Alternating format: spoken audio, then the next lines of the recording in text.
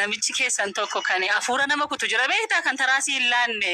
Eenyu dhalaata anuma ta'in nyaata. No.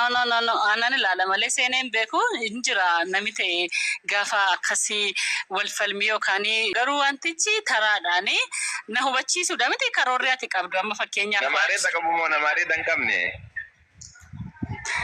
Areedan qabu namichi bakka gobas hin jedha bakka callu malee lafa kee waanuma ta'e bakka maa inni nama kaasan darkaa badee naaf hidhime bennaat.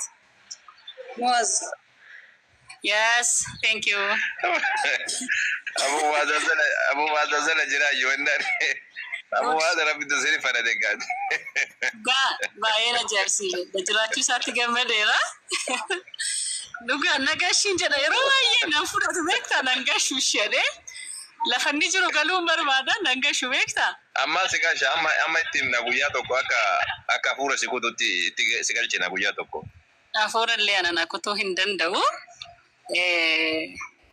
Garuu akkam caanamaatti amma fakkeenyaaf karoorri ati qabdu yookaan immoo kaayyoon kee anaan dogoggoraa jirtaa deebi'ettee natti masakkaruu keedha miti amma fakkeenyaaf ati jechuudha. Anis immoo situ dogoggoree ankootti kottuu siin jechuudha miti kun yoo dhaggeeffatte malee akkamitti wal hubatta ammatti. Na hubatteetta awwal. Hayyee mee si hubadhee jira akkasiin jedhee. Mee gaaffii kee maal jettee ati? Ati Yesuusi galateeffattee turte daqiiqaa takka dura.